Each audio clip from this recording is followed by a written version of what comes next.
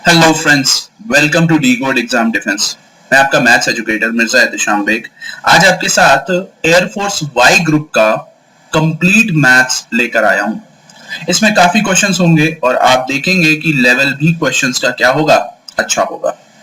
देखिए, क्वेश्चन जो आपके पूछे जाते हैं वो तीन तरीके से पूछे जाते हैं, ये बात ध्यान में रखिए। एक सबसे इजी होता है, ठीक है, एक मॉडरेट होता है और एक आपका डिफिकल्ट होता है। ठीक है, अगर आपके पास समय है तो आप डिफिकल्ट को चूज करिए, अदरवाइज आप इजी और मॉडरेट में ही सॉल्व करके निकल जाइए, क्योंकि आपके पास समय बिल्कुल भी नहीं होता है। तो मेरा जो प्रेफरेंस रहेगा वो easy to moderate to difficult if the time has been left. तो ये बात ध्यान में रखेंगे। कुछ क्वेश्चंस होते हैं जो आपके पूछे जाते हैं कि कैलकुलेशन के बेस पे, तो समझ लीजिए कि वो क्वेश्चंस आपके कहां हैं, डिफिकल्ट की कैटेगरी में आ रहे हैं। नॉट जस्ट कि उसका डिफिकल्टी लेवल बढ़ा है, ये होगा कि वो टाइम कंज्यूम कर रहा है। सो जो क्वेश्चन आपका टाइम कंज्यूम कर रहा है उसको स्किप करिए और आगे बढ़िए। जनरली आपके जो क्वेश्चंस आएंगे भाई, एयरफोर्स वाई की अगर हम बात करें तो रागा में जो आपके क्वेश्चंस मिलने वाले हैं वो रीजनिंग के ज्यादा होंगे और जनरल अवेयरनेस के ज्यादा होंगे, एप्टीट्यूड के कम होंगे। ठीक है, लेकिन मैं इतना करा दूंगा कि आपको यहां पर कंप्लीट एप्टीट्यूड मिल जाएगा और क्वेश्चन का लेवल भी ठीक ठाक होगा। ठीक है, एग्जाम ओरिएंटेड क्वेश्चंस होंगे। तो जो भी इस चैनल पे नया है सब्सक्राइब कर ले और इंस्टॉल कर ले हमारे ऐप को। उस ऐप का लिंक इस वीडियो के डिस्क्रिप्शन में दिया गया है। ठीक है, और वहां पर फ्री मॉक्स इसी तरीके के सवाल उपलब्ध हैं। ठीक है, तो चलिए स्टार्ट करते हैं इस सेशन को और शेयर कर दीजिए सभी लोग इस सेशन को। चलिए, तो पहला क्वेश्चन आपका है, नंबर सिस्टम से शुरुआत हुई है। अब इस क्वेश्चन को ध्यान से पढ़िए। कह रहा है how many numbers between 1 and 550 यानी 550 के बीच में डिविजिबल है 5 से पर 9 से ना हो। तो आपके दिमाग में क्या आएगा कि पहले तो हमें फाइंड करना होगा कि 550 तक के कितने नंबर 5 से डिविजिबल हैं। अगर हम ये फाइंड कर लें तो इजी होगा। आपको पता है हर 5 इंटरवल बाद आपका क्या आता है, 5 आता है। दैट मींस हर 5 इंटरवल पे वो डिविजिबल मिलेगा। तो हम सिंपल उठाएंगे और 5 से डिवाइड कर लेंगे। कितना आया, 110। यानी 110 ऐसे नंबर हैं जो आपके 5 से डिविजिबल हैं। ठीक, अब बात यह आती है कि हमें यह भी ध्यान रखना है कि वो 5 से है बट 9 से ना हो। तो हम क्या करें ऐसा, तो यहां पर समझिए, जो 9 से डिविजिबल होगा और जो 9 से डिविजिबल होगा, जो 9 से डिविजिबल नहीं होगा वो 5 से होगा। तो इसका मतलब है वो 9 और 5 के कॉम्बिनेशन से डिविजिबल जरूर होना चाहिए। तो हम यहां पर क्या करेंगे, उन्हीं 550 तक के हम 5 और 45 से 5 और 9 के प्रोडक्ट से डिवाइड कर देंगे। तो यहां पर हम देखेंगे तो कितने टाइम जा रहा है, 2 टाइम्स जा रहा है, यानी 12 टाइम्स सॉरी जा रहा है। तो हम ये बोल सकते हैं जो 5 से डिविजिबल है और 9 से भी डिविजिबल है, ठीक है, ऐसे नंबर वो हैं 12। और सिर्फ 5 से डिविजिबल होने वाले कितने, 110। तो हमें क्या करना है, वो 9 से डिविजिबल होने वालों को भी हटा देना है। तो आपका आंसर आएगा कितना, 98। सिंपल भाषा में समझिए, 550 को 5 से डिवाइड करने वाले, 1 से 550 तक के 5 से डिवाइड करने वाले 110 नंबर ऐसे, और जो 9 से ना हो, ठीक है, क्योंकि ऐसा आपको पता है जब आप 9 को 5 से गुणा करेंगे, 15 से गुणा करेंगे, 25 से गुणा करेंगे, इस तरीके से गुणा करेंगे तो उसमें 5 भी संलग्न है। तो हम पहले सेपरेट करेंगे, क्योंकि 9 का अकेला मल्टीपल तो कोई भी नहीं मिलेगा जो 5 से डिविजिबल हो। आपको देखिए 9, 18, 27 कोई 5 से डिविजिबल नहीं है। ठीक, तो हमें क्या चाहिए, 5 से डिविजिबल वाले और 9 से ना वाले। तो हम क्या करेंगे, कॉम्बिनेशन उसका क्या कर देंगे, घटा देंगे और हमें इजीली मिल जाएगा। तो ये सवाल बहुत ही आसान था, बस ध्यान से समझिए और ध्यान से करिए। चलिए आगे बढ़ते हैं नेक्स्ट सवाल की तरफ। अब इस सवाल को देखिए, ये सवाल बहुत अच्छा सवाल है। अब इस सवाल को आप कैसे करेंगे यही चीज आपको समझनी है।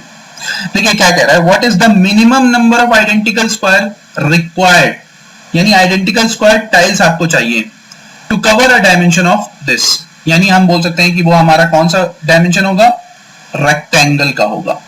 रेक्टेंगल जिसमें लेंथ आपकी 4.8 और ब्रेड्थ आपकी 3.78। आप कोई भी डायमेंशन ले सकते हैं लेंथ ब्रेड्थ में से। अब आपको पता है कि जो स्क्वायर्स होंगे वो यहां पे प्लेस किए जाएंगे, कितने हमको नहीं पता, पर हमें यह पता चल सकता है कि इन दोनों लेंथ का कॉमन एरिया मिलना चाहिए। ऐसा इसलिए क्योंकि जब आप एंड पर पहुंचेंगे तो ये दोनों एरिया मैच करके स्क्वायर को कवर करेगा, ठीक है। अदरवाइज ये नहीं करेगा। सोचिए आप लेंथ बड़ी है और ब्रेड्थ कम है, तो खुद सोचिए यहां पर 100% आपका बैठेगा भी नहीं। तो आप क्या करेंगे, इन दोनों का कॉम्बिनेशन आप जरूर लेंगे। यानी अगर हम देखें तो हमें कवर करना है कितना एरिया, 3.78 इंटू 4.8, ये एरिया कवर करना है, ये इतना एरिया है। और इतने एरिया में हमें n नंबर ऑफ टाइल्स चाहिए। अब n नंबर ऑफ टाइल्स किस एरिया के चाहिए, तो यही चीज आपको ध्यान में रखनी है। देखिए आपको सोचिए कि इतने दोनों डायमेंशन का मैच होना चाहिए। तो अगर हम इनका HCF लें तो 0.06 आ रहा है, यहां पर हमें HCF लेना पड़ेगा इन दोनों का 0.06, और जब ये मिल जाएगा तब हमारा काम भी आसान हो जाएगा। बस हमें क्या करना है, हमें पता है कि 0.06 के एरिया वाले टाइल्स को हम n टाइल्स लगाएंगे ताकि वो कौन सा एरिया कवर करे, उस डायमेंशन का। तो n टाइल्स कितने हुए, 3.78 इंटू 4.8 डिवाइडेड बाय 0.06 इंटू 0.06। तो ये क्या हो जाएगा, आपका सवाल आसानी से सॉल्व हो जाएगा। तो आपके कितने टाइल्स मिलेंगे इसको सॉल्व करने के बाद, 5040। तो इस तरीके से सवालों को आपको क्या करना है, डील करना है। प्रैक्टिकली सोचिए, कोई दिक्कत नहीं होगी, ठीक है। तो अगर सेशन समझ में आ रहा हो तो लाइक शेयर करते जाइए। अब ये आपका क्वेश्चन देखिए, अच्छा क्वेश्चन है, लेकिन इसको आप टैकल कैसे करेंगे ये चीज आपको समझनी है। देखिए भाई 1714, ओके, मल्टीप्लाइड बाय 1715 और 1717, आपको सिर्फ किससे डिवाइड करना है, 12 से। अब आपके दिमाग में ये आ रहा है कि कैसे हम 12 से डिवाइड करें, तो परेशान होने की जरूरत नहीं है, सब नंबर क्या है, अगल बगल है, तो रिमाइंडर भी हमें पास पास मिलेगा। तो आप क्या करेंगे, हर एक पे रिमाइंडर चेक करेंगे, एक पे रिमाइंडर सिर्फ चेक करिए, बाकी सब आपका काम हो जाएगा। देखिए 12 एकम 12, ठीक। अब यहाँ पे कितना बचा, 5, 12 चौक 48, 3, ठीक है, 3 और 4 यानी 12 दूनी 24, ठीक। तो यहां पर आपका रिमाइंडर कितना बचा, 10, ठीक है। यहां पर अगर रिमाइंडर 10 बचा तो यहां पे कितना बचेगा, 11, और यहां पर कितना बचेगा, अब ये रिमाइंडर नहीं बचेगा, यहां पे खुद सोचिए। देखिए 17, यहां पे रिमाइंडर कितना बचेगा, 12 एकम 12, ठीक है, 5, 12 चौक 48, 3, 12 तिया 36, तो यहां पे कितना बचेगा, एक रिमाइंडर बचेगा। तो यहां पे 10 और 11 को गुणा करिए, 110 डिवाइडेड बाय 12, 12 नवा 108, अगेन आपका कितना रिमाइंडर बच रहा है, 2। So your option C will be the correct one. तो ये बहुत आसान सवाल था, बस यहाँ पर आपको क्या करना है, दिमाग लगाना है भाई। एक को आप डिवाइड करिए, यहां पर आपका रिमाइंडर बचेगा 10, ठीक है। दूसरे को आप देखेंगे एक एक्स्ट्रा है तो बचेगा 11। रिमाइंडर एक बात ध्यान में रखिए, हमेशा डिवाइजर से क्या होता है, छोटा। तो अगली बार जो रिमाइंडर बचेगा, अब आप खुद सोचिए, 1 बचेगा। क्यों, क्योंकि 12 से ये अगर यहाँ पे 16 होता तो कंप्लीटली डिविजिबल होता, पर 17 है तो इसका मतलब फिर से 1 बच रहा है। तो यहाँ पे 10 और 11 और 1 को गुणा करेंगे, यानी हमारा कितना, 110 मिलेगा। और 110 को अगेन 12 से डिवाइड इसलिए करेंगे क्योंकि 110 अभी भी रिमाइंडर की शक्ल नहीं ले रहा है, वो क्या है, अभी भी डिवाइड होगा। तो इजीली आप सॉल्व कर सकते हैं, ठीक है। चलते हैं नेक्स्ट सवाल की तरफ। अब ये सवाल आपका बहुत इंटरेस्टिंग है। इस सवाल को देखिए, यहां पे लॉजिकल, ये सवाल आपका लॉजिकल है। अगर ये सवाल आप समझ गए तो इजीली आप कर ले जाएंगे। कैसे आप करेंगे, तो देखिए दिमाग कैसे लगाते हैं। देखिए कह रहा है क्वेश्चन आपसे कह रहा है कि PQRST, PQRS और T, ठीक है, ये आपके क्या है, प्राइम नंबर्स हैं। प्राइम नंबर्स क्या होते हैं, जो अभाज्य संख्या, जो अपने से और एक से डिवाइड हो, ठीक। और यहां पे सीक्वेंस भी बना है कि P से बड़ा Q, Q से बड़ा R, R से बड़ा S, S से बड़ा T। और यहां पर इन सब का जो सम है वो आ रहा है 482। ये कैसा नंबर है, इवन नंबर है, ठीक है। अब आप खुद सोचिए, जब आप प्राइम नंबर्स को देखेंगे तो प्राइम नंबर्स में सिर्फ 2 ही एक ऐसा नंबर है जो इवन है, बाकी सब क्या है, ऑड है। 2 के अलावा कोई भी सम संख्या नहीं है। तो इसका मतलब क्या है, एंड में जो भी हो रहा होगा सम संख्या ऐड हो रही होगी।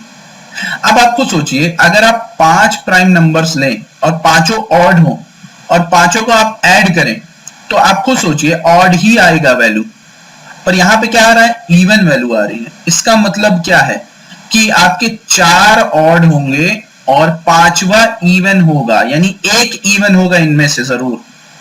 इसका मतलब यह है कि एक आपका जो होगा वो सिर्फ 2 ही नंबर होगा। ठीक है, तो यहां पर आपका सवाल बन जा रहा है इजीली, लॉजिकली। तो आप यहां पर खुद सोचिए, p की पावर 5 पूछा गया है, तो p 2 है, 2 की पावर 5 कितना हुआ, 32। B option correct. इसमें पेन नहीं चलाना था, सिर्फ यूज करना था अपने दिमाग को। खुद सोचिए, आप पांचों ऑड नंबर लेंगे तो ऑड ही आएगा ना।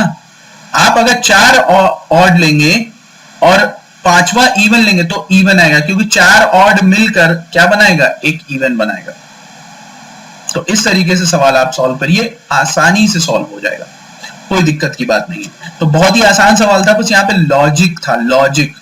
It's more of a reasoning question है। अगर हम देखें तो ये रीजनिंग का क्वेश्चन ज्यादा लग रहा है, बट यहाँ पे मैथमेटिकल टर्म यूज हो रहा है, तो लॉजिक भी है। ओके, तो मजा आ रहा हो तो शेयर कर दीजिए इसको। अगला सवाल देखिए, HCF और LCM से आया। अब यहाँ पे आप खुद सोचिए, कह रहा है HCF महत्तम समापवर्तक A और B का 24 है। ठीक भाई, A है और B है, इनके बीच का जो HCF है वो कितना है, 24। ठीक, वो 24 है।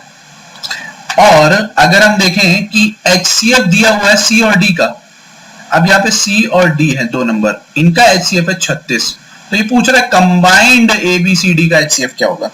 अच्छा, आप गौर से समझिए कि अगर हम ध्यान दें तो जो भी नंबर हो, हमें A भी कॉमन में मिलना चाहिए, B भी कॉमन में मिलना चाहिए, C भी मिलना चाहिए और D भी मिलना चाहिए। अब आप खुद सोचिए, A B का तो आप 24 ले आए, C D का आप 36 लेकर आ रहे हैं, तो यहाँ पे हमें 24 और 36 का भी क्या लेना है, HCF लेना ही पड़ेगा, जो कि A के लिए भी होगा, B के लिए भी होगा, C के लिए भी होगा और D के लिए, हाईएस्ट कॉमन फैक्टर। अब आप खुद सोचिए, इसको हम ब्रेक करें तो 12 दूनी 24 और इसको हम ब्रेक करें तो 12 तिया 36, इन दोनों में कौन कॉमन है, 12। So clearly answer is A, 12। तो इस तरीके से लॉजिकल क्वेश्चंस पूछे जाते हैं। ध्यान रखिएगा, बहुत ज्यादा टिपिकल क्वेश्चन नहीं आएंगे, बट आपके दिमाग को टेस्ट करते हुए क्वेश्चंस जरूर आएंगे। तो बने रहिए मेरे साथ, मैं सारे लॉजिक गणित सिखाता रहूंगा। ठीक है, अब यहां पे देखिए, ये क्वेश्चन मुझे बहुत अच्छा लगा। उसका रीजन है क्योंकि इसमें आप पता है फंसाए जा सकते हैं, और ये क्वेश्चन है आपका परसेंटेज, अर्थमेटिक शुरू हो गया अब यहां से। तो यहां पर जरा गौर से देखिए, if the price of an article rose, यानी एक वस्तु का दाम अगर 25% बढ़ जाए हर विषम वर्ष में। विषम वर्ष कौन से होते हैं, 1, 3, 5, 7, 9 and so on, and fail by 20% every even year, यानी 2, 4, 6, 8, 10 एंड सो ऑन।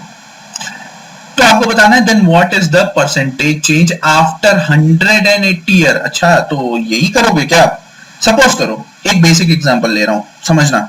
सपोज करिए आपका प्राइस है 100, ठीक है, 100 रुपए मान लो यार, परसेंटेज चेंज में कुछ भी हो सकता है। अब 100 रुपए से तुम बढ़ गए कितना, 125 एक साल बाद। भाई पहले साल बाद 125 हो गए।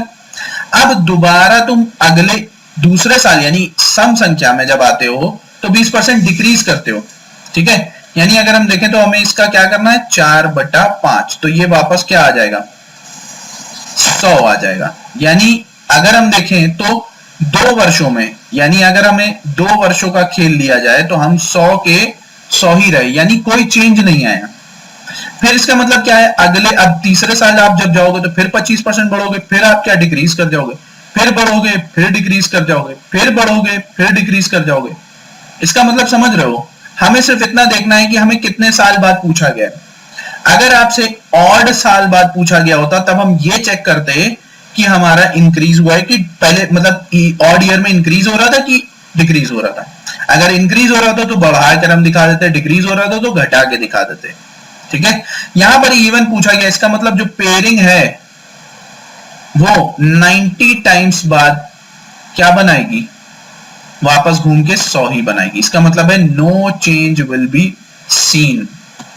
कोई चेंज नहीं होगा, ये सवाल इसी तरीके से सॉल्व होगा। ये इतना करके मैंने सिर्फ इसलिए बताया ताकि आपको दिमाग खुला रहे, और इसी तरीके के सवाल पूछे जाएंगे आपके एग्जाम में, ये बात ध्यान में रखिए। बहुत लेंथी क्वेश्चन आएंगे तो उसे स्किप कर देना ज्यादा बेटर होगा, ठीक। तो चलिए चलते हैं अगले सवाल की तरफ और देखते हैं क्या है। अब ये सवाल आप सोचिए, इस सवाल में मैंने क्या कर दिया है, लॉजिकल क्वेश्चन टाइप कर दिया है। हालांकि क्वेश्चंस बहुत इजी हैं, लेकिन आपको फंसाने के लिए दिए जा रहे हैं। देखिए यहाँ पे कह रहा है assuming percentage to be true for all the real values, ठीक है। Which of the following can be true. अच्छा, अब स्टेटमेंट है आपका 40% ए का बराबर होगा 60% बी के। इसका मतलब अगर हम परसेंटेज लेकर आए तो आपको सोचिए 20-2 20-3, यानी ए और बी का जो रेशियो बना वो बना 3 और 2। अब आपको यहां पे दिया गया है कि ए 3 के मल्टीपल में होगा, बी 2 के मल्टीपल में होगा, ठीक है। अब आप खुद सोचिए, इसमें क्लियरली कौन मेंशन कर रहा है, ए बड़ा हो रहा है किससे, बी से। और यहां पर आपको 3 स्टेटमेंट दिए गए, ए बड़ा बी से, बी बड़ा ए से, ए बराबर बी के। तो भैया ये भी गलत है, ये भी गलत है, ठीक है। करेक्ट कौन सा है, सिर्फ एक स्टेटमेंट। तो अब आप खुद सोचिए, आपको चेक ही नहीं करना है क्योंकि यहाँ पे पेयरिंग दी हुई है, तो आंसर कौन सा है, नन ऑफ दीज। अब ये आपके कैरेक्टर को टेस्ट करेगा कि आप कितना कॉन्सेप्ट क्लियर लेके चल रहे हैं। आप इसको 2 बार देखेंगे, सोचेंगे कि कहीं मैं गलत तो नहीं हूं। क्यों गलत हो गए भाई, अगर इतना ही स्टेटमेंट दिया है और इस स्टेटमेंट को आपको पढ़ना आता है तो मुझे नहीं लगता है कोई आपको इस टाइप के क्वेश्चंस करने से रोक सकता है, ठीक है। सीडीएस के एस्पिरेंट भी समझ लें, कुछ क्वेश्चंस उनके लिए भी हैं, so you don't need to worry about it, okay. तो चलते हैं अगले सवाल की तरफ। ये बात ध्यान में रखिए, इसी टाइप के आपके धमाकेदार सवाल हमारे ऐप पर मिलेंगे और उस ऐप का लिंक इस वीडियो के डिस्क्रिप्शन में दिया हुआ है। आपको सिर्फ क्लिक करना है उस पे और इंस्टॉल कर लेना है। और जो इस चैनल पे नया है वो YouTube चैनल को सब्सक्राइब कर ले, आप ही की भलाई के लिए। We are trying to start the online course. आप कंटेंट हमारा देख चुके हैं, आपको पता है कि हम टिपिकल क्वेश्चंस करा रहे हैं। टिपिकल इन द सेंस मतलब एग्जाम ओरिएंटेड, ठीक। चलिए अगला सवाल। अब ये सवाल बहुत अच्छा है, जिसने कंपाउंड इंटरेस्ट और सिंपल इंटरेस्ट पढ़ा है तो मैं एक स्लाइटली सा हिंट दे रहा हूं सिंपल इंटरेस्ट और कंपाउंड इंटरेस्ट के बारे में। मेजर डिफरेंस समझिए, सिंपल इंटरेस्ट में इंटरेस्ट जो होता है सेम होता है एवरी ईयर, इंटरेस्ट सेम होता है एवरी ईयर, ठीक है। और कंपाउंड इंटरेस्ट में क्या होता है, चेंज होता रहता है एवरी ईयर, ठीक है। ये बात ध्यान में रखिए। क्यों चेंज होता रहता है, क्योंकि इसका प्रिंसिपल चेंज होता रहता है और घातक ज्यादा ये होता है कंपाउंड। क्योंकि सिंपल आपके जो यूज होते हैं वो मनी लेंडर्स वगैरह गांव में यूज करते हैं, वो उनको इतना गलत नहीं आता है, तो वो सीधे बोलते हैं मैं 10% या 20% या 10% या 20% सालाना लूंगा, जो भी अपना हो उनका रेट ऑफ इंटरेस्ट, ठीक है, जितनी भी रकम ली जाएगी। और जबकि कंपाउंड इंटरेस्ट जो है वो बैंक वगैरह यूज करते हैं और आपके लोन वगैरह में यही इंटरेस्ट यूज होता है। ये बात ध्यान में रखिए। अब आपके दिमाग में आ रहा होगा सर सेविंग्स में यूज होता है, नहीं, सेविंग्स में ये यूज नहीं होता है। अगर होता तो आप एक बार 100 रुपए जमा करते और जिंदगी भर खाते रहते, बेचारा बैंक जिंदगी भर देता, ठीक है। तो चलिए हम इसी कॉन्सेप्ट से इसको सॉल्व करते हैं। क्या कह रहा है, when the interest in the first 2 successive years, यानी पहले 2 सक्सेसिव ईयर, यानी फर्स्ट ईयर और सेकेंड ईयर, ठीक है, दिया गया है, ये भाई दिया हुआ है 400, ठीक, और ये दिया हुआ है 420, यानी ये पूरा होगा 420। आपको पता है अगले साल जब आप आएंगे तो इस इंटरेस्ट पे भी इंटरेस्ट देंगे और ये जो होगा हिस्सा ये आपका सिंपल इंटरेस्ट कहलाता है। तो आप यहां पर देख सकते हैं शुरुआत दूसरे साल की इसी से होगी 400 रुपए से, लेकिन जो एक्स्ट्रा 20 रुपया है वो आपका कौन होगा, इंटरेस्ट पे इंटरेस्ट होगा, और उसके लिए हम एक पर्टिकुलर रेट ऑफ इंटरेस्ट लगाएंगे। तो हम सिंपल सा हिसाब बोल सकते हैं कि 400 रुपए पे लगने वाला रेट बराबर होगा 20 रुपए के, हम बोल सकते हैं। तब आप यहां पे देखिए हमारा रेट ऑफ इंटरेस्ट कितना निकल कर आ रहा है, 5%, ठीक है, 5% हमारा रेट ऑफ इंटरेस्ट निकल कर आया। अब आपसे पूछ के रहा है what is the sum of money invested. अब आप खुद सोचिए शुरुआत कहां से हुई होगी, प्रिंसिपल से। प्रिंसिपल पर आपने 5% लगाया होगा तो आपको पहले साल कितना रुपया मिला होगा, 400 रुपए इंटरेस्ट मिला होगा। तो चलिए हम 5% को 400 रुपए के बराबर कर देते हैं। ठीक, अब 1% बराबर कितना हो जाएगा? 80 रुपया। तो प्रिंसिपल हमेशा कितने परसेंट होता है? 100%, यानी 8000 रुपया। सो your option A will be the correct one. इस तरीके से सवाल आपको करने हैं, आसान सवाल है, घबराने की जरूरत नहीं है, बस लॉजिक समझिए, उलझना नहीं है। ठीक है भाई, हम क्या करते हैं, प्रिंसिपल पे इंटरेस्ट लगाया, फिर इंटरेस्ट पे भी इंटरेस्ट लगाया, तो ये चेन चलती चली जाती है। लेकिन ये बात ध्यान में रखिए कि प्रिंसिपल पे इंटरेस्ट हर साल मिलेगा। ठीक, तो पहले साल जो इंटरेस्ट होता है वही अगले साल की शुरुआत में मिलेगा, बट उसके बाद इंटरेस्ट पे इंटरेस्ट लगेगा। तो आपका दूसरे साल का कंबाइंड इंटरेस्ट देखिए 420 रुपए हो रहा है। तो इस तरीके से आपको क्वेश्चन को टैकल करना है। ठीक है, चलिए मूव करते हैं अगले सवाल की तरफ और देखते हैं किस तरीके का सवाल है। अगला सवाल भी हमारा सिंपल इंटरेस्ट और कंपाउंड इंटरेस्ट पे। ठीक है, कह रहा है the ratio of amount for 2 years, amount for 2 years, ठीक है, अंडर कंपाउंड इंटरेस्ट एनुअली। भाई कंपाउंड इंटरेस्ट एनुअली दिया गया है कितना? 6। ठीक है, and the ratio for 1 year, amount 1 year. ठीक है, यानी 1 साल का इंटरेस्ट दिया गया है यहां पे, 1 साल का सॉरी अमाउंट है। ठीक, किस पे? सिंपल इंटरेस्ट पे। किस रेशियो में? 5।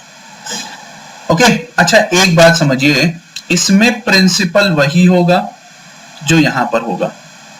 ठीक, और इंटरेस्ट सिंपल का होगा, और यहां पे कौन सा होगा? कंपाउंड होगा।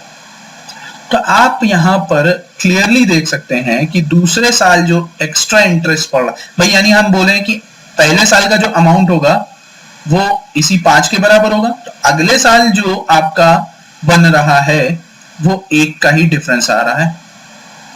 ठीक है, तो अब यहां पे आप क्वेश्चन इजीली सॉल्व कर सकते हैं। कैसे? देखिए, 1 का डिफरेंस आया और आपको रेट ऑफ इंटरेस्ट चाहिए, तो आपको पता है प्रिंसिपल आपका क्या रहा होगा? 5 ही रहा होगा। तो 1/5 गुणे 100 यानी कितना हो गया? 20%। सिंपल कहानी, कोई डाउट, कोई परेशानी नहीं। ठीक है, 2 साल का कंपाउंड अमाउंट दिया हुआ है, उधर 1 साल का क्या दिया हुआ है? अमाउंट दिया हुआ है। तो आप यहां पे कंपेयर कर सकते हैं कि भाई पहले साल अमाउंट, या हम बोल सकते हैं अगर प्रिंसिपल हटा भी दें ठीक है, प्रिंसिपल हटा दें यहां पे, तो डिफरेंस किस में आएगा? CISI में ही आएगा। और आपको पता है कि जो डिफरेंस है वो इस तरीके से होगा 5 और 1 का। तो यहाँ पे 5 के ऊपर आपका 1 इंटरेस्ट मिल रहा होगा, यानी 1/5 गुणे 100, 20%। आपका ऑप्शन कौन सा करेक्ट है? सी वाला उत्तर करेक्ट है। That's the way to solve the question. अगला सवाल देखिए, प्रॉफिट एंड लॉस से है, इससे जरूर सवाल पूछा जाता है। क्या कह रहा है? A shopkeeper professes to sell his article at cost price, ठीक है, बट गिव्स ओनली 800 ग्राम। अच्छा, ये चोरी वाला मामला है, तराजू में चोरी। अब आप खुद सोचिए, ईमानदारी का अगर प्राइस हो तो आप कहेंगे अच्छा 1000 रुपए देंगे हम, हमें 1000 ग्राम ही मिलना चाहिए। भाई कंपेयर करने के लिए कुछ रख लो, क्योंकि यहाँ पे परसेंटेज का खेल है, आप कुछ भी कर सकते हैं। तो इसका मतलब हम बोल सकते हैं 1 रुपए का 1 ग्राम, ठीक है, 1 रुपए का 1 ग्राम। तो आप अगर खरीदने जाएं तो एक्सपेक्ट करेंगे कि 1000 ग्राम ही आपको मिलना चाहिए, ठीक, पर एक्चुअल में जो मिल रहा है वो कितना आ रहा है? 800 ग्राम। तो एक बात समझो, यहां पे प्रॉफिट किसका होगा? शॉपकीपर का। अब अगर शॉपकीपर का प्रॉफिट हो रहा है तो कॉस्ट प्राइस भी किसके नजरिए से देखी जाएगी? शॉपकीपर के नजरिए से। यानी अगर हम प्रॉफिट देख रहे हैं तो हम बता रहे हैं 1000 ग्राम कि हम दे रहे हैं 1000 ग्राम, यानी बेच रहे हैं 1000 ग्राम, बट एक्चुअल में हम बेच रहे हैं कितना? 800 ग्राम। तो हर 1000 ग्राम पे 200 ग्राम हम मार रहे हैं, यानी हमें कंपेयर किस पे होगा? एक्चुअल कॉस्ट पे। यानी हम 200 ग्राम का प्रॉफिट कमा रहे हैं, बट हर बार कितना देकर? 800। तो ये एक्चुअल प्रॉफिट होगा। अगर आप 1000 पे निकाल लेते तो ये आपका एक्चुअल प्रॉफिट नहीं होता, ठीक है, तो फिर प्रॉफिट ही कहां होता? आप तो 1000 में से 1000 दे रहे यानी आप कॉस्ट मान रहे हैं 1000 ग्राम, ठीक है। तो हम यहां पे दिखा रहे हैं 1000, दे रहे हैं 800, 200 का प्रॉफिट है, बट जा हमारे पास से रहा है 800। कॉस्ट, एक्चुअल जो कॉस्ट पड़ेगी वो दुकानदार की 800। बस निकाल लो, 25% आंसर है। इतने आसान सवाल होते हैं, ये ध्यान रखिए, ये ग्राम वाला सवाल जरूर पूछा जाता है और हो सकता है आपके एग्जाम में पूछा जाए, ठीक है। तो इसी टाइप के कुछ क्वेश्चंस मैंने ऐप में डाले हैं, आप जाइए चेक करिए, इजीली आपको मिल जाएगा। But the main thing is that you have to learn the concept tricks. अब यहां पे देखिए ये सवाल अगेन प्रॉफिट एंड लॉस का है। अब इसको आप कैसे अटेम्प्ट करेंगे? There is some profit when an article is sold for 720। अच्छा, जो हिंदी मीडियम के वो परेशान ना हो, मैं इसे हिंदी में एक्सप्लेन भी कर रहा हूं, ठीक है। There is some profit when an article is sold for 720 rupees. अच्छा, कुछ प्रॉफिट होगा जब आर्टिकल 720 रुपए में बेचा जा रहा है, तो सेलिंग प्राइस एक 720 रुपए दिखा रहा है, ठीक है। यहां पे क्या हो रहा है? प्रॉफिट। कह रहा है when the same article is sold for 420, तो लॉस होगा, ठीक है। यहां पे ध्यान रखो। अब वो कह रहा है if the quantum of loss, यानी जो लॉस हो रहा है वो 2 टाइम्स है प्रॉफिट के, यानी लॉस ज्यादा है कंपेयर टू प्रॉफिट। कितना? 2 गुना है, ओके। तो हमें सबसे पहले एक फॉर्मूला बता दें कि हम इसको 2 तरीके से बताएंगे, शॉर्ट ट्रिक से भी और इससे भी। तो आपसे कॉस्ट प्राइस पूछ रहा है, बहुत आसान सवाल है। शॉर्ट ट्रिक बताने से पहले मैं आपको लॉन्ग बता देता हूं। तो प्रॉफिट क्या होता है? Selling price minus cost price. अब आप कॉस्ट प्राइस दोनों ही जगह पे क्या होगा? सेम होगा, ठीक। तो प्रॉफिट कितना है हम ले सकते हैं x, सेलिंग प्राइस कितना है 720, कॉस्ट प्राइस कितना है नहीं पता, ठीक। दूसरा अगर हम देखें तो दूसरे के लिए लॉस है, लॉस के लिए क्या होगा? कॉस्ट प्राइस बड़ा हो जाएगा, ओके। अब लॉस आपका 2x और कॉस्ट प्राइस वही और सेलिंग प्राइस आपका 420। अब यहां पर आप क्या कर सकते हैं? 2 इक्वेशन को सॉल्व कर सकते हैं और यहां पर आप कॉस्ट प्राइस को एलिमिनेट करेंगे और x की वैल्यू निकालेंगे, देन पुट करेंगे, देन आप आंसर निकाल लेंगे। तो यहां से आपका आंसर मिल जाएगा, ठीक है। अब यहां पे जरा गौर से देखिए, तो हम यहां पे देख रहे हैं एक बार कॉस्ट प्राइस सब्ट्रैक्ट हो रहा है, एक बार कॉस्ट प्राइस में से सब्ट्रैक्ट हो रहा है। तो हम क्या करेंगे? हम इजी वे में इसे सॉल्व करेंगे। देखिए, हम सिंपल इन दोनों का डिफरेंस ले लेंगे, कितना आया? 300, और इसे इसी में तोड़ देंगे, 1, 2 और 1 रेशियो में। ये जो 2 पार्ट होगा ये लॉस कहलाएगा और एक पार्ट जो होगा वो क्या कहलाएगा? प्रॉफिट कहलाएगा। तो 300 का डिफरेंस 200 और 300 में टूटा। अब आप खुद सोचिए, 200 और 300 में टूटा इसका मतलब है जो लॉस आया वो 200 आया, तो 200 बराबर कॉस्ट प्राइस माइनस 420, यानी 420 ऐड होगा तो कितना हो जाएगा? 620। एक लाइन में सवाल।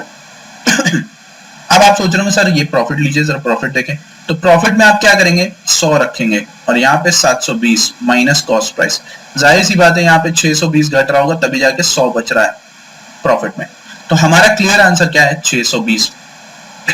इसके ऊपर भी एक और वेराइटी बनती है, वो कहता है कि अगर अब हम उसे 40% प्रॉफिट पे बेचें तो कितना सेलिंग प्राइस होगा? तो आप कुछ नहीं, कॉस्ट प्राइस से मिल चुका है, आप इस पे 40% लगा दीजिए, उसे ऐड कर दीजिए, आपको क्या मिल जाएगा? नया सेलिंग प्राइस। तो इस तरीके से सवाल को टैकल करना है, मैंने दोनों मेथड बताए, ठीक है। चलिए स्टार्ट करते हैं नेक्स्ट सवाल। अब ये सवाल थोड़ा लॉजिकल है और अलजेब्रा अगर हम देखें तो एवरेज का क्वेश्चन है। तो आप इसको कैसे टैकल करें? कह रहा था average of m numbers a है, ठीक है। m का एवरेज a है। अब x उसमें ऐड करने पर, ठीक है, टू द m नंबर्स, यानी m नंबर्स में x ऐड करने पे जाहिर सी बात है तो नंबर क्या हो जाएगा? ma।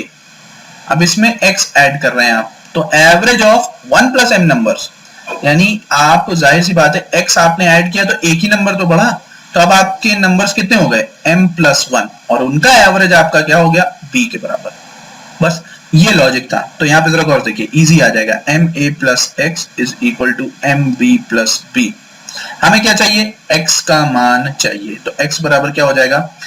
mb minus a, common ले लो, ठीक है, plus b। Alright, mb minus a plus b हो गया, simple answer. Option A is the correct one. तो ये क्वेश्चन आपको समझ के करने पड़ेंगे, बहुत ही टिपिकल नहीं है, बस आपको लॉजिक समझना है इनका। आई होप आप सभी को समझ में आ रहे होंगे इस टाइप के क्वेश्चन। इसी टाइप के क्वेश्चंस में कुछ और अनयूजुअल क्वेश्चंस मैं आपके ऐप में डाल रहा हूं और उस ऐप का लिंक इस वीडियो के डिस्क्रिप्शन में है, आप जाइए इंस्टॉल करिए और फ्री कंटेंट अवेलेबल है। ठीक है, अगला सवाल अगला सवाल को मैं जादुई ट्रिक से बताऊंगा। देखिए यहां पर क्या कह रहा है, कह रहा है the average of 8 numbers, 8 number है जिनका एवरेज कितना है 25 है।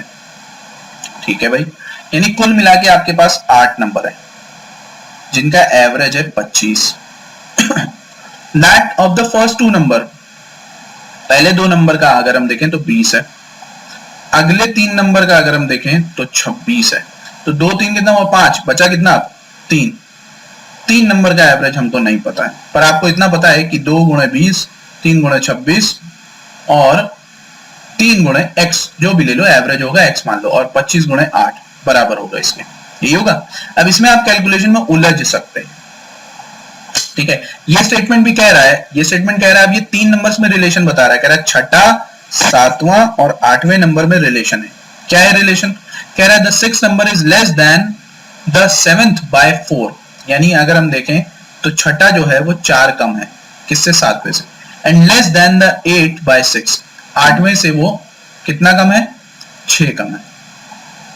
ठीक, तो हम इजीली सॉल्व कर सकते हैं, हम मान सकते हैं भाई, इसको हम मान लेंगे सपोज करो x। ठीक है, तो ये आपका कितना हो जाएगा 4 कम है x plus 4। Okay, the 6th number is less than the 7th, 7वें से वो 4 कम है, and less than the 8 by 6, ये कितना होगा x प्लस 6। आप खुद सोचिए, ये 6 कम ये 4 कम, 7वें 8वें का रिलेशन नहीं है, हमें कोई जरूरत भी नहीं। तो हम क्या करें, पहले इन तीन का एवरेज निकाल लें और उसका सम करके इक्वल कर दें। तो देखिए यहां पे जुगाड़ बताता हूं, बहुत ही आसान तरीका है। अगर हम इन सब को, भाई देखिए ये 20 था, ये आपका 26 है, इसका अगर निकाल लें तो काम बन जाएगा। तो देखिए बस ध्यान से देखना, इसी तरीके से समझा रहा हूं। 25 अगर आप कंपेयर करें बेस मान के, तो आपको सोचिए ये 25 से कितना कम है 5, कम का साइन माइनस, यानी लेफ्ट और राइट साइड को हमें देखना है, और एवरेज 5 कम है तो 2 नंबर्स का कम है, तो कुल मिला के 10 कम है। अब इसको देखें तो आप 1 ज्यादा है 25 से, पर कितने नंबर्स का 3, तो ओवरऑल 10 कम और 3 ज्यादा, तो हम देख सकते हैं 7 की कमी दिखा रहा है। भाई लेफ्ट हैंड साइड आपका जो आ रहा है कैलकुलेशन, अगर इस बेस पे लेके जाएं तो 7 कम आ रहा है। तो हम क्या करेंगे 7 से, भाई आपको सोचिए ये एवरेज 7 कम है ना, तो आप क्या करेंगे भाई 7 को 3 से डिवाइड करेंगे, क्योंकि हमें एवरेज में ऐड करना है, और इसे जाकर ऐड कर देंगे लेफ्ट साइड, तो 25 प्लस 7 बाय 3, ये क्या हो जाएगा 75 प्लस 7 82/3, 82/3 जो है इन 3 नंबर्स का एवरेज है। अब आपको सोचिए अगर एवरेज है तो 3 से मल्टीप्लाई करो तो 82 के बराबर आ जाएगा, हो जाएगा। यानी हम बोल सकते हैं इन तीनों का सम 82 के बराबर है, यानी 3x प्लस, अगर आप देखें 3x plus 6 4 10 is equal to 82, तो 3x इज इक्वल टू 72, तो x की वैल्यू कितनी आ गई 24, जहां x की वैल्यू आई काम बन गया। द लास्ट नंबर, आखिरी नंबर कौन सा होगा 24 plus 6 30, that's a correct answer A. अगर आपसे पूछता 7वां नंबर, तो 24 प्लस 4 28। ठीक है, तो इस तरीके से सवालों को डील करना। तो समझ में आया तो शेयर और लाइक जरूर कर दीजिए, और इंस्टॉल कर लीजिए ऐप को, सब्सक्राइब कर लीजिए इस यूट्यूब चैनल। तो चलिए चलते हैं अगले सवाल की तरफ। ये सवाल बहुत अच्छा है, लॉजिकल क्वेश्चन, कैसे आप करेंगे देखिए। The average marks of a class of n student is 64।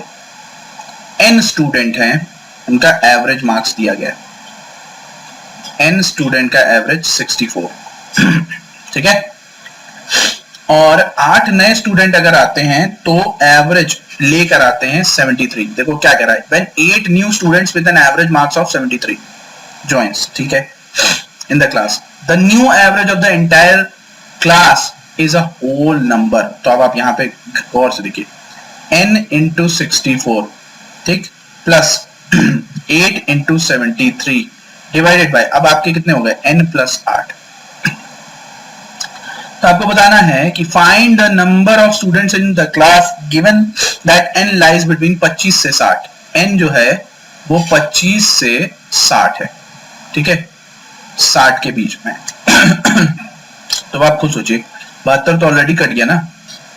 Find the number of students, लेकिन यहां पर समझिए अब नंबर ऑफ स्टूडेंट्स आपके चेंज हो जाएंगे, 72 कटने के भी चांसेस नहीं है। उसका रीजन देखिए, आप कहेंगे 25 से 60 के बीच में, बट यहां पे समझिए 8 स्टूडेंट्स आ गए ना, ठीक।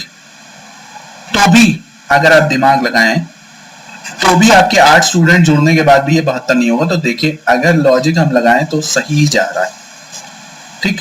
तो मैं चाहूंगा इस सवाल का आंसर आप मुझे इस वीडियो के कमेंट में डाल के दें, ठीक है। क्यों? क्योंकि मैं चाहता हूं कि आप हिट एंड ट्रायल करें और बताएं कि क्या आंसर होगा।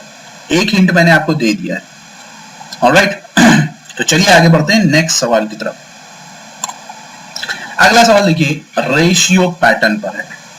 कह रहा है the monthly income of A and B are in the ratio, यानी इनकम दी हुई है ए और बी की 3:2 और एक्सपेंडिचर दिया हुआ है। भाई देखो सबको पता है इनकम माइनस एक्सपेंडिचर बराबर क्या होता है, सेविंग, यानी आय माइनस व्यय बराबर बचत। तो ए और बी का यहां पर दिया हुआ है एक्सपेंडिचर 5 और 3, ठीक। तो आपसे पूछ रहा है if each of them saves 1000 rupees, ये रुपीज है, a month, then what is the income of A. तो चलिए एक काम हम करते हैं कि इनकम को एक्सपेंडिचर के रेशियो के बराबर कर लेते हैं। कैसे? देखिए दो तरीके से बताऊंगा इसको, बहुत ही आसान सवाल है। अगर हम देखें इनकम माइनस एक्सपेंडिचर बराबर सेविंग, तो हम बोल सकते हैं इनकम माइनस सेविंग बराबर एक्सपेंडिचर। हमें इनकम चाहिए ना, तो हम क्या करेंगे, इनकम के एक्स में रखेंगे। तो हम देखें इनकम आपका क्या है 3x और सेविंग क्या हो रही है ए की 1000, ठीक। और बी का अगर हम, ये ए का है, ठीक है, ये एक्सपेंडिचर हो गया ए का।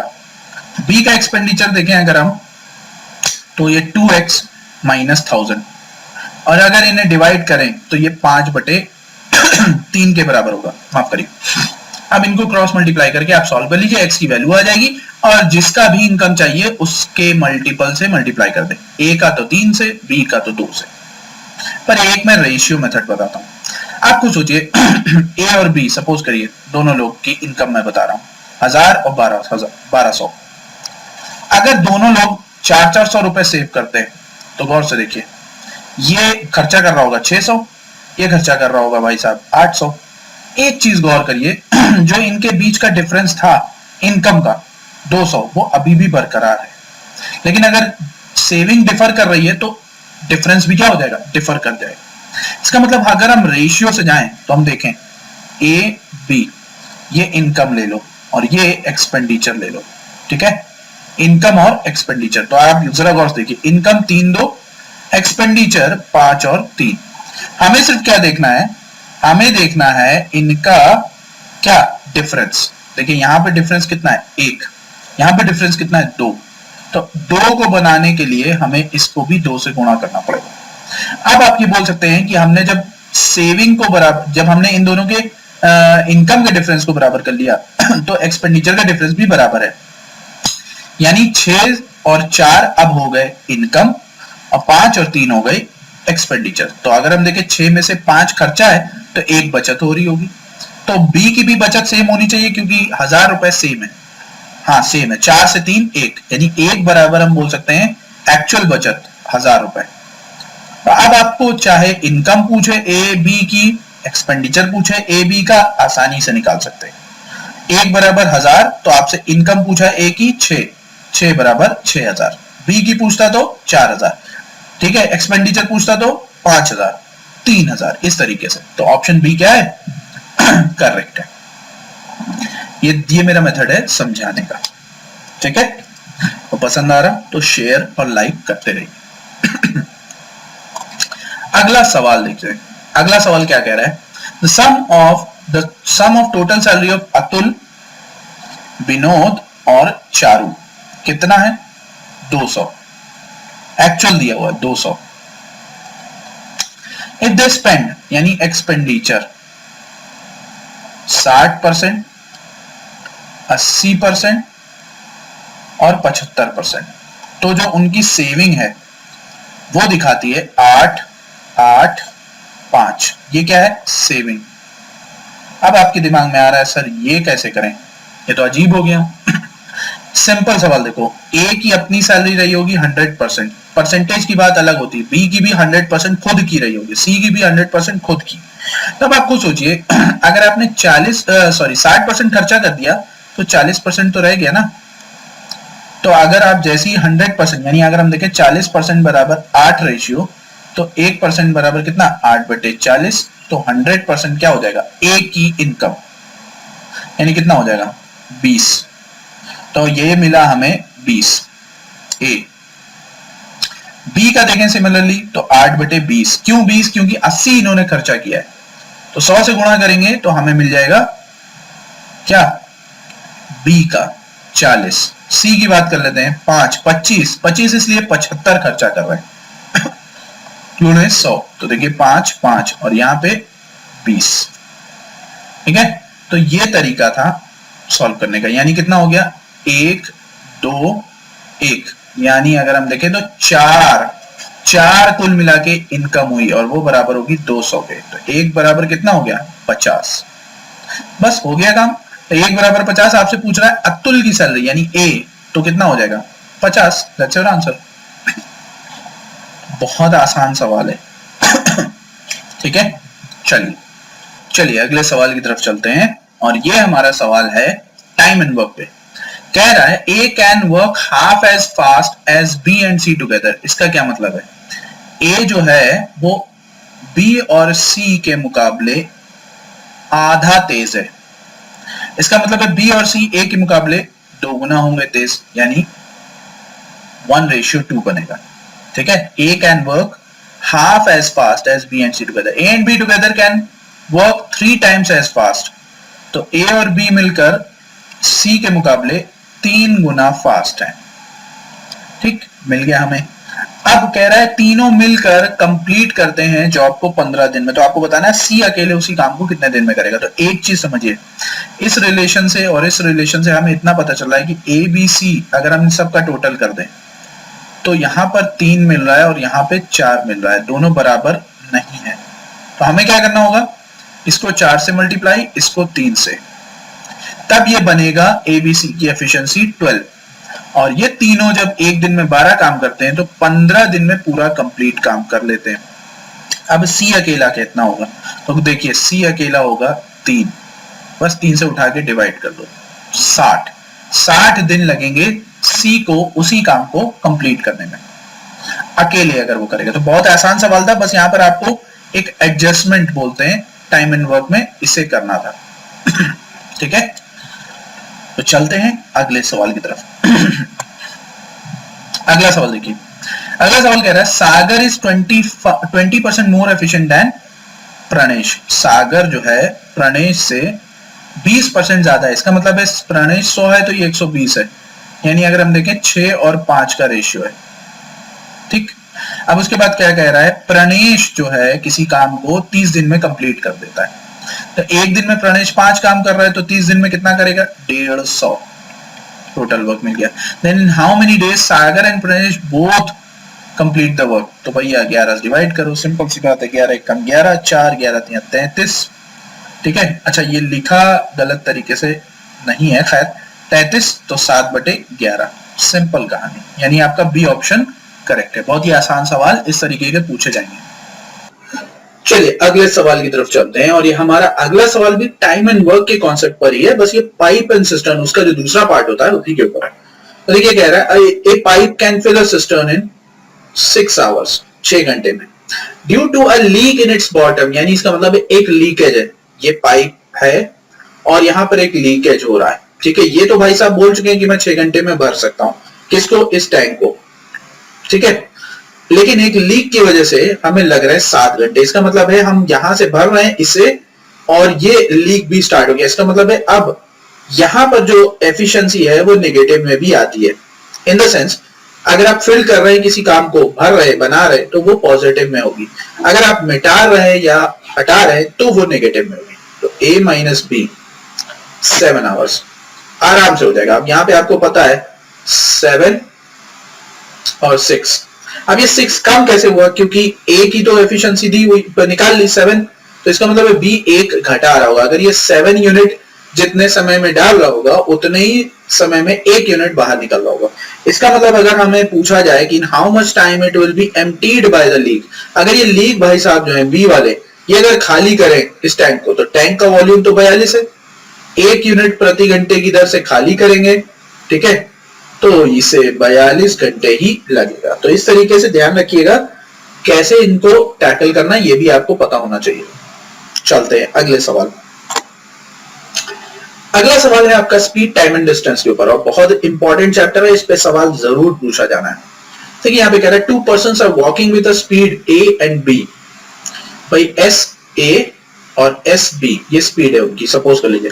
If the first person takes 10 minute less to cover a distance, ये जो पहला आदमी है ये 10 मिनट कम लेता है, किस डिस्टेंस को, सेम डिस्टेंस को, जो डिस्टेंस ये दोनों लोग जा रहे हैं। What is the time taken by the second person to cover the same distance? यानी दूसरे आदमी का समय बताना है उसी डिस्टेंस को कवर करने में।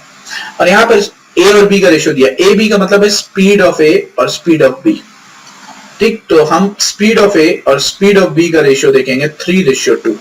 अब आप खुद सोचिए, यहाँ पे एक लॉजिक समझाता हूँ। सपोज करिए 100 किलोमीटर की दूरी ए और बी दोनों लोग तय करते हैं। ए की रफ्तार 25 किलोमीटर प्रति घंटा है, बी की रफ्तार 20, तो इन्हें लगेगा 4 और इन्हें लगेगा 5 घंटा। तो देखिए स्पीड ज्यादा समय कम, स्पीड कम समय ज्यादा, ठीक है।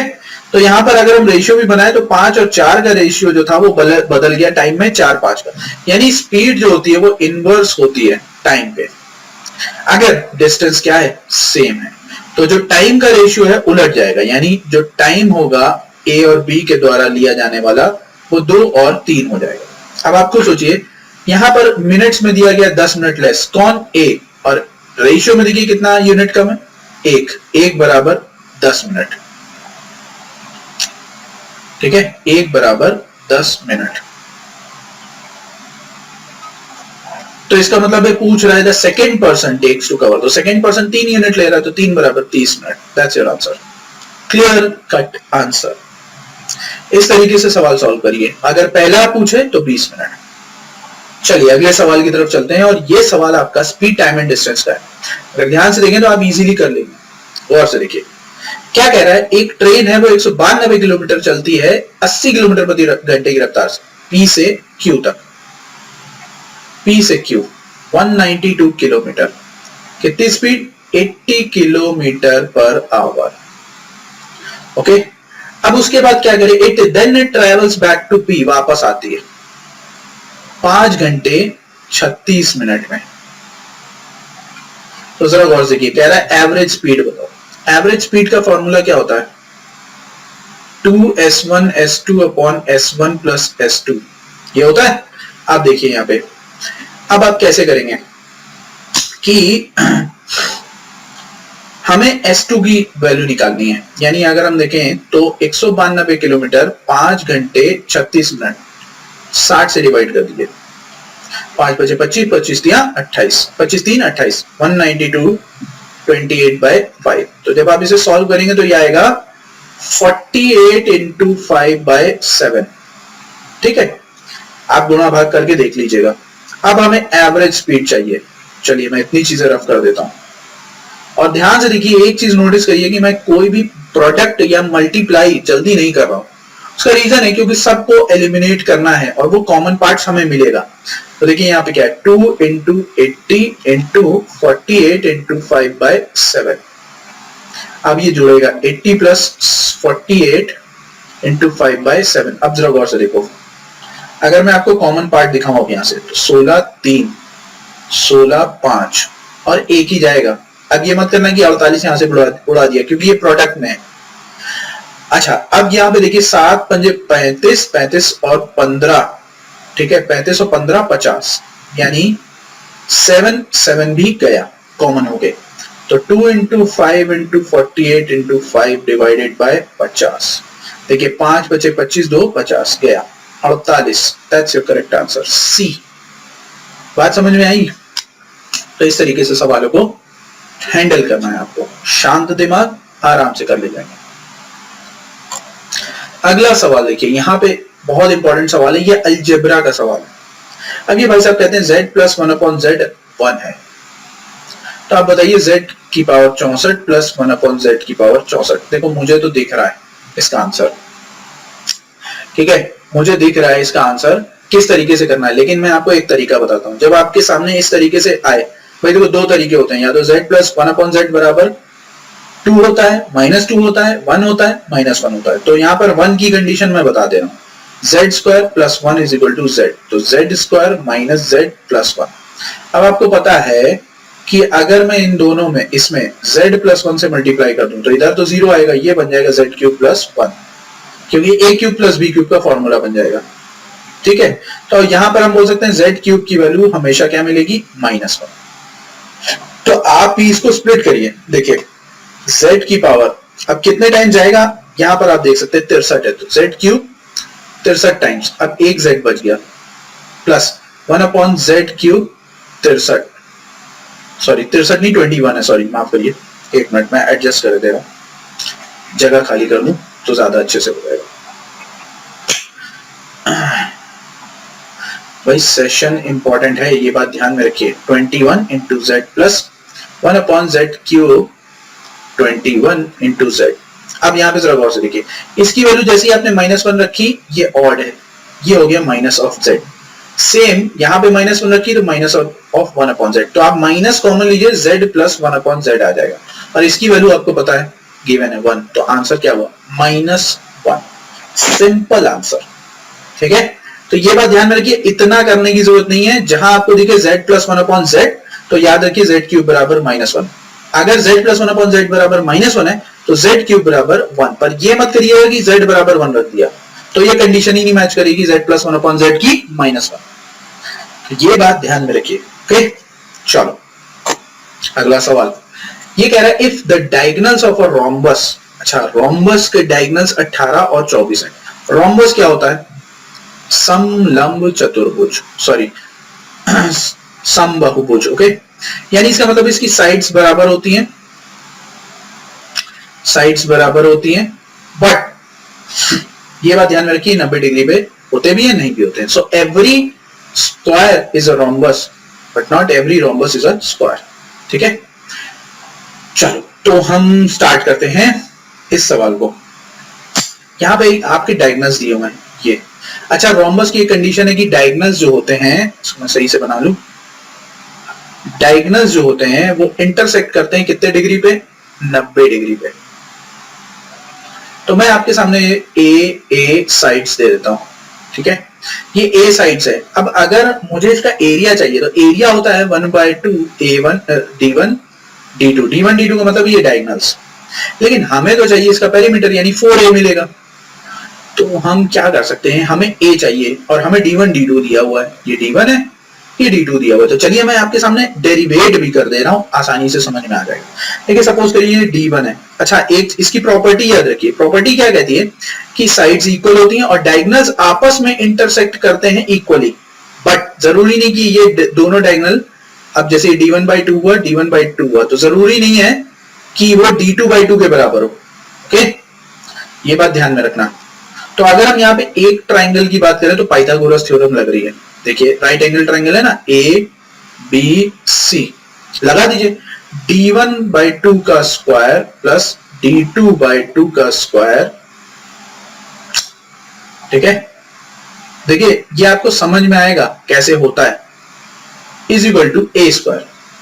तो यहां पर a स्क्वायर बराबर हो गया 1/2 square root of d1 square plus d2 square, square root a बराबर हो गया।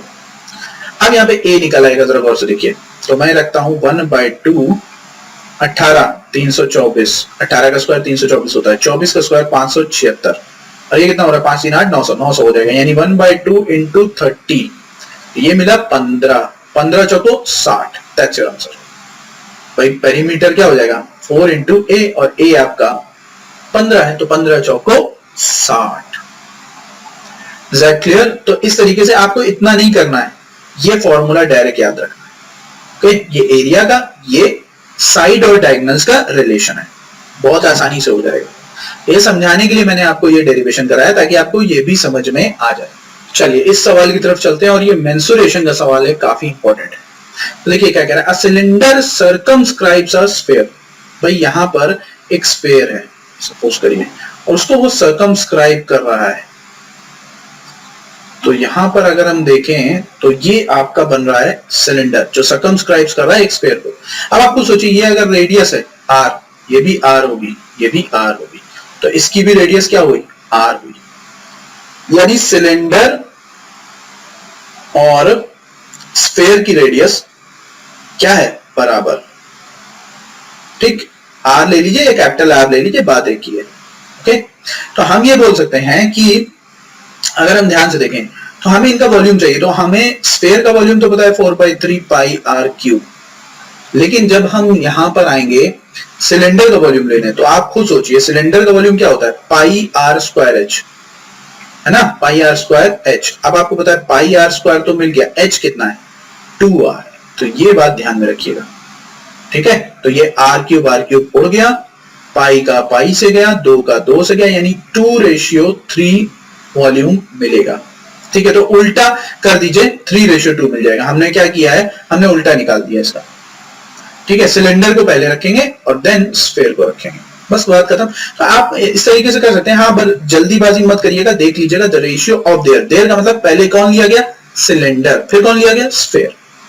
चलिए तो देखते हैं इस सेशन के आखिरी सवाल को, बहुत ही इंपॉर्टेंट है, ध्यान से देखिए, मेंसुरेशन के ऊपर है। कह रहा है the radius of the base and volume of the right circular cone, यानी हमें पहला जो कोन है उसकी बात कर रहे हैं। What is the ratio of the larger cone to that of the smaller cone. तो लार्जर कोन का वॉल्यूम क्या होगा, डबल, सॉरी स्मॉलर कोन का डबल हो जाएगा। तो 1/3 पाई r स्क्वायर h1। ठीक है, अब यहां पर क्या होगा, 1/3 पाई, ओके यहां पे समझते जाइए, 1/3 पाई इंटू 2r का स्क्वायर और इंटू h2। अब यहां पे देखिए ये जो कॉमन पार्ट्स हैं वो कट जाएंगे और इजी वे में सवाल सॉल्व हो जाएगा। r स्क्वायर गया, यहां पे 4 है, यहां पे 2 है, तो 2h1 बराबर 4h2 पे 2 गया। तो इसका मतलब हम बोल सकते हैं h1 h2 का रेशियो 1:2 आएगा। ठीक है, तो गाइस ये सेशन जो था काफी इंपॉर्टेंट था। आई होप आप सभी को समझ में आया होगा और अच्छा लगा होगा। एक बात ध्यान में रखिए कि जो आपको प्रिपरेशन करनी है वो तगड़े तरीके से करनी है। अगर आप इन सवालों को सही तरीके से समझ गए तो जाइए हमारे ऐप पर और टेस्ट कीजिए अपने आप को, और उस ऐप का लिंक इस वीडियो के डिस्क्रिप्शन में। आर्मर डिफेंस एकेडमी के नाम से हमारा ऐप है, सारे एग्जाम्स के टेस्ट वहां पर पड़े हुए हैं। आप चाहें तो टेलीग्राम चैनल ज्वाइन कर सकते हैं, उसका लिंक भी इस वीडियो के डिस्क्रिप्शन में।